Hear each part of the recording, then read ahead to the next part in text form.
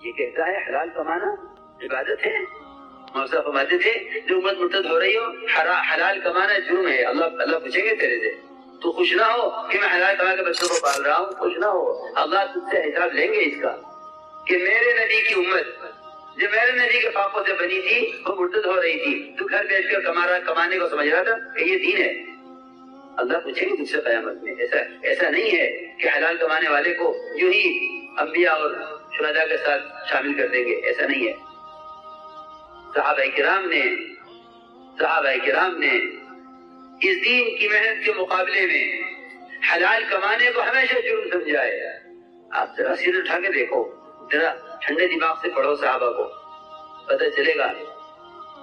کہ دعوت کی نقل حرکت کے لیے صحابہ نے کیا کیا ہے. بسم اللہ الرحمن الرحیم. کئی حضرات نے سوال بھیجا تھا, یہ جو مختصر گفتگو ہے شاہ صاحب کی, اس کے بارے میں معلوم کیا کہ اس گفتگو کے اندر یہ جو باتیں, اس آڈیو کے اندر جو باتیں کہی جا رہی ہیں کہ اگر کوئی آدمی حلال کما رہا ہے تو ایسی صورت میں بھی وہ مجرم ہے اگر وہ جماعت میں نہیں نکلتا ہے, اللہ کے راستے میں نہیں نکلتا ہے. تو دیکھیں جواب میں عرض ہے کہ پہلی بات تو یہ جانیں کہ یہ جو بیان ہے اس سے اگر یہ تاثر قائم ہو رہا ہے کسی کا کہ تبلیغ جماعت سے جڑنا ضروری ہے اس لیے کہ لوگ مرتد ہو رہے ہیں اور آپ گھروں کے اندر بیٹھے ہوئے ہیں, کھانے کمانے کے اندر لگے ہوئے ہیں, اگر نہیں نکلیں گے آپ جماعت کے اندر تو پھر ایسی صورت میں آپ گنہگار ہوں گے, تو یہ تاثر صحیح نہیں ہے. اور اس طرح کا یہ جو تاثر دینے کی کوشش کرتے ہیں جو بڑے حضرات ہیں جیسے سعد صاحب ہیں یا اور حضرات جو اس طرح کی باتیں کیا کرتے ہیں, تو یہ جو تاثر دینے کی کوشش کرتے ہیں عوام کو, یہ تاثر بہت ہی خراب ہے, اس کا بہت نقصان ہوتا ہے. اور بلکہ اب تک اتنا نقصان ہو چکا ہے کہ اس کی بھرپائی شاید اب ناممکن نظر آتی ہے, اس لیے کہ لوگوں کے ذہن اتنے زیادہ خراب ہو چکے ہیں جو تبلیغ جماعت سے جڑے ہوئے ہیں اور انہوں نے 4 مہینے لگائے ہیں اور ابھی بھی وہ مستقل جماعت میں لگے رہتے ہیں. ان بیچاروں کا, عوام کا یہ ذہن بن چکا ہے کہ دین کا کام تو بس ہم کر رہے ہیں, ہمارے علاوہ جو اور حضرات ہیں وہ ایسا تو ہو سکتا ہے کہ اچھا کام کر رہے ہوں, جیسے علماء مساجد کے اندر پڑھاتے ہیں اور مساجد میں امامت کرتے ہیں, مدارس کے اندر پڑھاتے ہیں, تو ایسا تو ہو سکتا ہے کہ وہ اچھا کام کر رہے ہوں, لیکن دین کا کام وہ نہیں ہے. تو پیسے لیتے ہیں, پیسے لے کے پھر امامت کرتے ہیں, پیسے لے کے پڑھاتے ہیں, تو دین کا کام اس کو جو آپ کیسے کہہ سکتے ہیں؟ تو اس طرح کا ذہن ان بیچاروں کا بن چکا ہے اور اس طرح سے بن چکا ہے کہ اس کی اصلاح کرنا جو ہے بہت مشکل ہے. جب کبھی بھی ان حضرات سے بات چیت ہوتی ہے تو یہ بات بالکل کھل کے ان کی طرف سے آتی ہے کہ بھئی دین کا اصل تو کام یہی ہے, یہ کام اگر آپ نہیں کر رہے ہیں دوسرے کام آپ لاکھ کرتے رہیے لیکن اصل دین کا کام آپ نہیں کر رہے ہیں. تو یہ ذہن اس طرح کا بن چکا ہے کہ اس کی اصلاح جو ہے بہت ضروری ہے. اگر اصلاح نہیں کی گئی تو اللہ جانے امت جو ہے کہاں جائے گی. تو بہرحال یہ جو اس طرح کی باتیں کی جاتی ہیں ان حضرات کی طرف سے, ان حضرات کو یہ واضح کرنا چاہیے, بتانا چاہیے کہ بھئی جو اور حضرات اور کاموں کے اندر لگے ہوئے ہیں ان کو لگے رہنے دیجیے, وہ اپنے کام میں لگے ہوئے ہیں, بہت بڑی خدمت کر رہے ہیں دین کی. آپ حضرات بھی خدمت ٹھیک ہے, لیکن وہ حضرات بہت بڑا کام کر رہے ہیں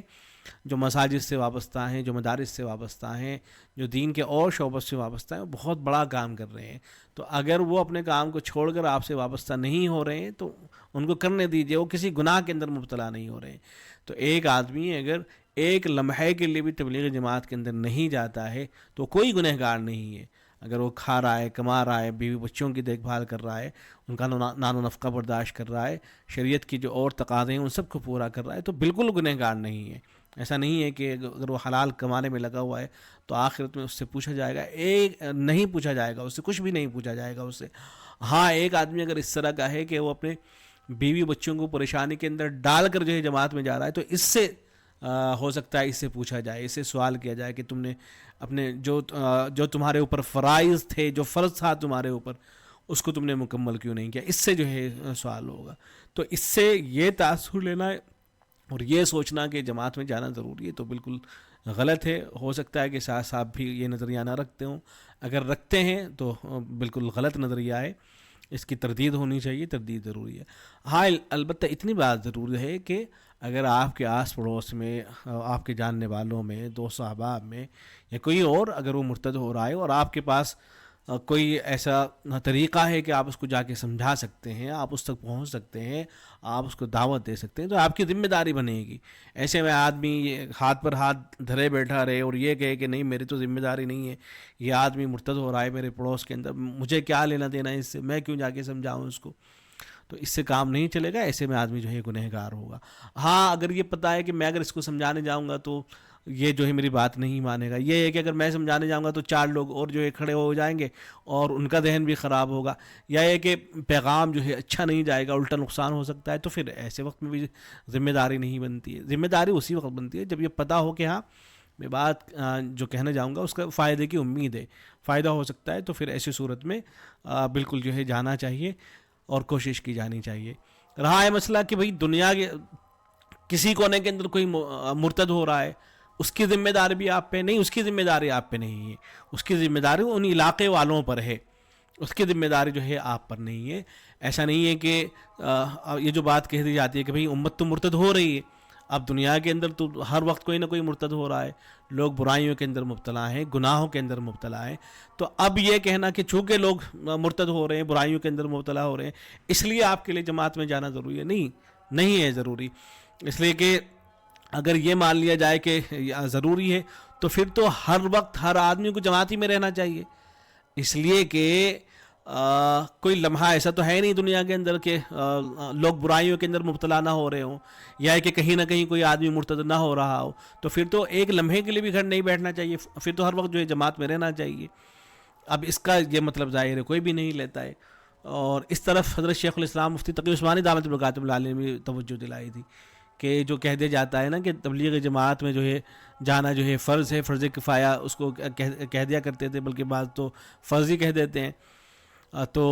اور یہ فرض کفایہ اس وقت ادا ہوگا جب کہ لوگوں کو کفایت بھی کر رہا ہو، اور کفایت کرنے کا مطلب یہ ہے کہ کم از کم اتنی بڑی تعداد میں لوگ نکل جائیں کہ وہ سارے لوگوں کے لیے کافی ہو جائیں۔ تو یہ فرض کفایہ کا مفہوم سمجھ کے اس طرح کی جو باتیں کی جاتی تھی، تو حضرت شیخ الاسلام مفتی تقی عثمانی دامت برکاتہ العالیہ نے خود ان کی جو ہے تردید کر رکھی ہے۔ چنانچہ ایک سوال کے جواب میں اسی طرح کے حضرت نے لکھا ہے کہ فرض کفایہ کا جو مطلب لکھا ہے آپ نے، اگر کفایہ کا مطلب یہی ہے کہ تو پوری تاریخ اسلام میں جہاد کو کبھی فرض کفایہ نہیں ہونا چاہیے تھا، کیونکہ غیر مسلموں کی تعداد تاریخ کے ہر دور میں مسلمانوں کے 3 گنے سے بھی ہمیشہ زائد رہی ہے، کروڑوں انسان ہر دور میں دین سے دور رہے، لہذا جب فقہائے امت نے جہاد کو فرض کفایہ قرار دیا تو کیا اس وقت دنیا کی اکثریت مسلمان ہو گئی تھی؟ جب حضرت صلی اللہ علیہ وسلم دنیا سے تشریف لے گئے، صحابہ کرام کی تعداد 1,24,000 بتائی جاتی ہے، جو ظاہر ہے اس وقت کی دنیا کی آبادی کا بہت مختصر حصہ تھا، لیکن کیا آپ صلی اللہ علیہ وسلم نے تبلیغ سفر کو فرض عین قرار دے کر کبھی صحابہ کرام کو یہ حکم دیا کہ وہ سب اپنے حقوق واجبہ ترک کر کے دوسرے شہروں اور ملکوں میں جائیں؟ واقعہ ہے کہ فرض کفایہ کا مطلب صرف اس قدر ہے کہ اگر مسلمانوں کی معتد بھی جماعت کام کر رہی ہے تو اس کا یہ عمل دوسرے کے فریضے کی ادائیگی کے لیے کافی ہو جاتا ہے۔ تو اگر کسی علاقے کے اندر کوئی آدمی مرتد ہو رہا ہے تو اب یہ کہنا کہ دوسرے کونے کے اندر جو آدمی بیٹھا ہوا ہے اس کی ذمہ داری ہے کہ وہ اپنے گھر سے نکلے، اور بعض مرتبہ تو ہوتا ہے کہ مرتد تو کوئی کہیں اور ہو رہا ہے، ان کے اوپر تو جا کر محنت ہی نہیں ہو رہی، بلکہ جو حضرات ان پر مرتدین پر جو محنت کر رہے ہیں ان بیچاروں کو تو یہی نہیں سمجھا جاتا ہے کہ یہ کام کرنے والے ہیں۔ آپ یہ دیکھیں کہ اس وقت سوشل میڈیا پر جو ایکس مسلم کا فتنہ ہے اس پر جو کام کر رہے ہیں، تو ان حضرات کو تو کام کرنے والا کہا ہی نہیں جاتا ہے، ان کی تو تردید کی جاتی ہے کہ یہ تو کام ہی نہیں کر رہے ہیں۔ یہ سمجھا جاتا ہے کہ کام اس وقت ہوگا جب ہمارے ساتھ جڑ کر کرو گے، جب تک کہ ہمارے ساتھ جڑ کر کام نہیں کر رہے ہو تو کام ہی نہیں ہو رہا ہے، تو یہ سمجھا جاتا ہے۔ تو یہ بالکل غیر ضروری باتیں ہیں۔ تو اگر کوئی آدمی کہیں اور مرتد ہو رہا ہوتا ہے تو جماعت کہیں اور بھیج دی جاتی ہے۔ مرتد ہو رہے ہیں نظام الدین کے آس پاس میں، پنجاب کے اندر، ہریانہ کے اندر جماعت بھیجی جا رہی ہے امریکہ میں، ارے بھائی یہاں محنت کرنی ہے نا، امریکہ میں کیوں بھیجا جا رہا ہے؟ عربوں میں جو ہے کہہ رہے ہیں عربوں میں کام کو کھڑا کرنا ہے، بھائی عربوں میں وہاں تو پہلے سے لوگ جو ہے دین اسلام سے واقف ہیں، آپ ان لوگوں کو ٹارگٹ کیجئے نا جو واقعتاً جو ہے گناہوں کے اندر مبتلا ہیں اور دین بیزار ہیں، دین سے دور ہوتے جا رہے ہیں، تو بات سمجھ میں آتی ہے۔ لیکن یہ پھر یہ تو کام کرنے والی بات ہو گئی، لیکن یہ جو تصور ہے کہ لوگ گناہوں کے اندر مبتلا ہو رہے ہیں یا مرتد ہو رہے ہیں، اس لیے آپ کو گھر سے نکلنا ضروری ہے، اور گھر سے اگر نہیں نکلیں گے تو ایسی صورت میں آپ کا کمانا جو ہے وہ ناجائز ہے، حرام ہے، اور آپ مجرم ہیں اگر کما رہے ہیں، تو یہ بالکل لایعنی قسم کی باتیں ہیں۔ آپ پر یہ سب ذمہ داری عائد نہیں ہوتی ہیں، آپ کی جو ذمہ داری ہے وہ گھر والوں سے متعلق ہے، آپ کی جو آس پڑوس ہیں ان سے متعلق ہے، آپ کے جاننے والے جو ہیں ان سے متعلق آپ کی ذمہ داریاں ہیں۔ ساری دنیا کی ذمہ داری جو ہے ہر شخص کے اوپر نہیں ڈالی گئی۔ ہاں یہ الگ بات ہے کہ ایک مسلمان کو پوری دنیا کی فکر کرنی چاہیے، دنیا کے اندر اگر کہیں بھی کچھ ہو رہا ہے تو تو اس کے بارے میں اس کو فکر مند ہونا چاہیے. بات تو درست ہے, لیکن اس آدمی پر یہ حکم لگانا شروع کر دینا کہ یہ مجرم ہے, جرم کا ارتکاب کر رہا ہے, گنہگار ہے, اور آخرت میں جو اس کی پکڑ ہوگی, یہ سب لا یعنی باتیں.